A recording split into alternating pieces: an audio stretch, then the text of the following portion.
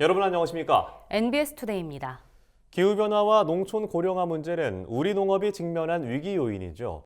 이 같은 위기에 대응해 정부는 농업의 스마트화 전략을 추진 중입니다. 민간 농업 연구기관인 GSNJ 인스티튜트는 최근 이 같은 주제를 심도 있게 논의하는 토론회를 열었습니다.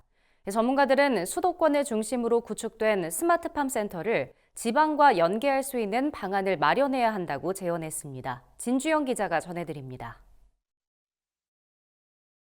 민간 농업 연구기관인 GSNJ 인스티튜트가 최근 개최한 2024 농업 농촌의 길 심포지엄에선 농업의 스마트화 추진 전략을 논의하는 토론회가 열렸습니다.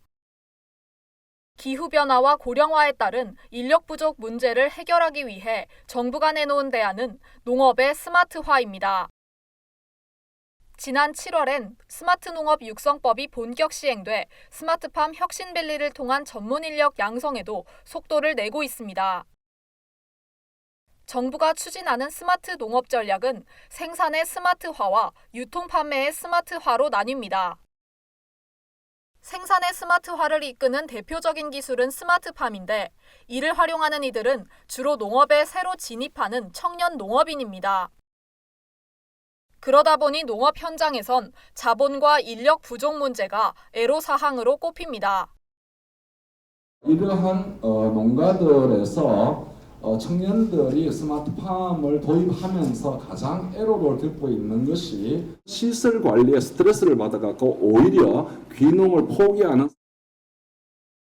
스마트팜 산업 활성화를 위해 중앙정부와 지자체, 민간기관 사이에 유기적인 네트워크를 구축하는 것도 중요한 과제입니다.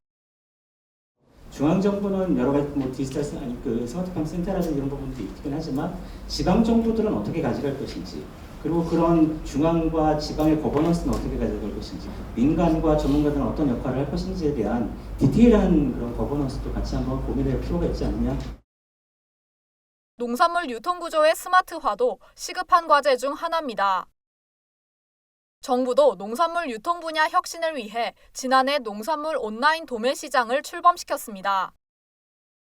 토론회에 참석한 한 전문가는 농산물 거래에서 중요한 건 품질에 대한 신뢰라고 강조했습니다. 그러면서 농산물의 품질 제고를 위해 디지털 환경에 적합한 품목별 표준 코드를 도입해야 한다고 제언했습니다. 등급화, 판매 가격 여러 가지 특성들을 정리해야 되는데 안 되기 때문에 인프라 측면에서 산지에서 한 번에 이용할 수 있는 농산물 표준 코드도 조금 바꿔서 정보까지 연계될 수 있는 방안들이 고민됐으면 좋겠습니다. 전자송품장 도입을 활성화해 오프라인의 유통 흐름을 온라인과 연결하는 정보체계가 필요하다는 의견도 나왔습니다. 그걸 최근에 농식품부가 전자소품장 제도를 시범 도입합니다. 오프라인에 있어서 여러 가지 인프라나 또는 유통 흐름이나 이러한 부분을 우리가 온라인 쪽에서 조금만 더 연결시키면은 상당한 양의 좋은 데이터들이 많이 생겨날 거고. 현장에 참석한 농식품부 관계자는 생산에서 유통, 판매까지 연계한 표준화된 데이터 구축 방안을 고민하겠다고 말했습니다. NBS 진주영입니다.